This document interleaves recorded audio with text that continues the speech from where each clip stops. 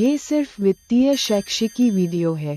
कृपया अपनी विशिष्ट आवश्यकताओं को पूरा करने के लिए प्रमाणित वित्तीय सलाहकार से परामर्श लें। नमस्कार। आज हम कुछ दिलचस्प स्रोतों पर बात कर रहे हैं। ये स्रोत बताते हैं कि कैसे कोई युवा जिसकी शुरुआती तनख्वाह मान लीजिए 18,000 से 25,000 रुपए महीना हो, वो भी सही प्लानिंग से 1 करोड़ तक का लक्ष्य बना सकता है। हाँ, ये सुनने में थोड़ा बड़ा लगता है ना, 18,000 से 1 करोड़। बिल्कुल। तो इन विश्लेषणों में एसआईपी जैसी रणनीतियां हैं, कुछ बजट प्लान्स हैं और अनुमानित ग्रोथ के आंकड़े भी दिए गए हैं। पर सवाल यही है कि क्या ये वाकई मुमकिन है, मतलब जमीनी हकीकत क्या है? चलिए इसी की गहराई में उतरते हैं। तो सबसे पहली बात जो इन सब स्रोतों में कॉमन है, वो है निवेश जल्दी शुरू करना। हाँ, ये तो सबसे जरूरी बताया गया। चाहे रकम छोटी ही क्यों ना हो, जैसे 4,000 या 5,000 रुपए महीने की एसआईपी से भी। और अनुमान लगाया गया है कि इक्विटी म्यूचुअल फंड में औसतन मतलब एवरेज 12% सालाना रिटर्न मिल सकता है। और ये जल्दी शुरू करना इतना पावरफुल क्यों है पता है? वो कंपाउंडिंग, चक्रवृद्धि ब्याज। अच्छा। मतलब आपका पैसा जो कमा रहा है वो कमाई भी फिर कमाने लगती है, और ये जादू लंबे समय में जैसे 20-30 साल में बहुत बड़ा असर दिखाता है। और दूसरी चीज है नियमितता, मतलब टिके रहना, हर महीने निवेश करना बिना रुके। सही कहा। तो सिर्फ शुरुआत नहीं, लगातार चलते रहना जरूरी है। बिल्कुल। और यहीं पर एक और मजेदार चीज आती है जिसका जिक्र है स्टेप अप एसआईपी। ये क्या फंड है? स्टेप अप एसआईपी, हाँ, इसका मतलब है कि जैसे जैसे आपकी आमदनी बढ़े, आप अपनी एसआईपी की रकम भी हर साल थोड़ी थोड़ी बढ़ाते जाएं। जैसे कितना? मान लीजिए 5% या 10% सालाना। और इसका असर कमाल का है। एक उदाहरण जो सोर्सेज में है, हाँ। अगर कोई 5,000 की एसआईपी 25 साल तक करता है तो 12% रिटर्न पर करीब 48 लाख रुपए बनते हैं। ठीक है। लेकिन अगर उसी 5,000 की एसआईपी को हर साल सिर्फ 10% बढ़ाया जाए, हाँ। तो 25 साल में वही निवेश उसी 12% रिटर्न पर लगभग 1.4 करोड़ हो सकता है। क्या बात है! 48 लाख से सीधा 1.4 करोड़, मतलब करीब 3 गुना का फर्क। हाँ, सोचिए, सिर्फ हर साल थोड़ा सा अमाउंट बढ़ाने से। ये तो बहुत बड़ा अंतर है। बिल्कुल। होता ये है कि आप समय के साथ ज्यादा पैसा लगा रहे होते हैं तो कंपाउंडिंग का असर भी कई गुना बढ़ जाता है। वो जो टेबल्स दिए ना विश्लेषण में साल दर साल वाले, हाँ, देखे मैंने। वो इस फर्क को एकदम साफ दिखाते हैं।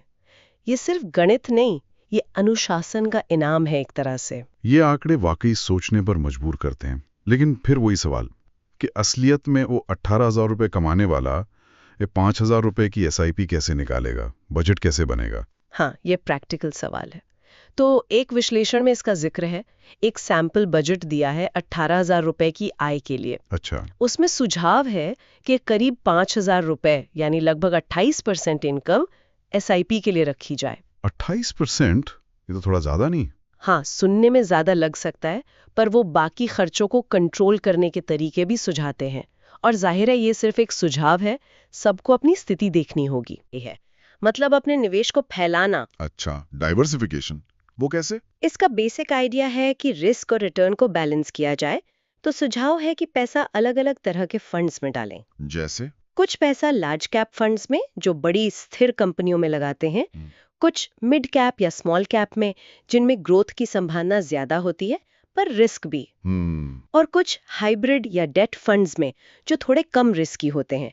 इससे क्या होता है कि अगर एक जगह परफॉर्मेंस ठीक नहीं है तो दूसरी जगह से शायद कुछ बैलेंस हो जाए। समझ गया। मतलब सारा पैसा एक ही टोकरी में नहीं रखना है। एग्जैक्टली। और एक और बहुत जरूरी बात, इमरजेंसी फंड। हाँ, ये तो मैंने भी सुना है। बिल्कुल। निवेश शुरू करने से पहले या उसके साथ साथ कम से कम 3 से 6 महीने के जरूरी खर्चों के बराबर पैसा एक सेफ जगह रखना बहुत जरूरी है। सेफ जगह मतलब? Bank account. हाँ, सेविंग्स अकाउंट या लिक्विड फंड्स जैसी जगह जहां से जरूरत पड़ने पर आसानी से पैसा निकाल सके, ताकि किसी इमरजेंसी में आपको अपने लंबे समय के निवेश तोड़ने ना पड़े। सही बात है। और टैक्स बचाने का कुछ? हाँ, उसका भी जिक्र है, जैसे ELSS mutual fund, ELSS, equity linked saving scheme. इनमें निवेश करने पर सेक्शन 80C के तहत इनकम टैक्स में छूट मिल सकती है। अच्छा। हाँ, लेकिन इसमें पैसा 3 साल के लिए लॉक हो जाता है, तो ये टैक्स बचाने के साथ साथ निवेश का भी एक तरीका है। ठीक है। तो अगर हम इन सारी बातों को समेटें जो इन स्रोतों से निकल कर आ रही है, तो निचोड़ क्या है? निचोड़ ये है कि हाँ, थोड़ा अनुशासन चाहिए और समय देना होगा, लेकिन जल्दी शुरुआत करना, नियमित रहना, समय के साथ निवेश बढ़ाना यानी स्टेप अप एसआईपी और अपने पैसे को समझदारी से फैलाना यानी डाइवर्सिफाई करना, ये वो पिलर्स हैं जिनके सहारे कम शुरुआती सैलरी से भी 1 करोड़ तक पहुंचना कम से कम गणितीय रूप से मुमकिन दिखता है, बशर्ते आप बाजार की लंबी अवधि की ग्रोथ का फायदा उठाएं, जैसे वो 12% का अनुमान।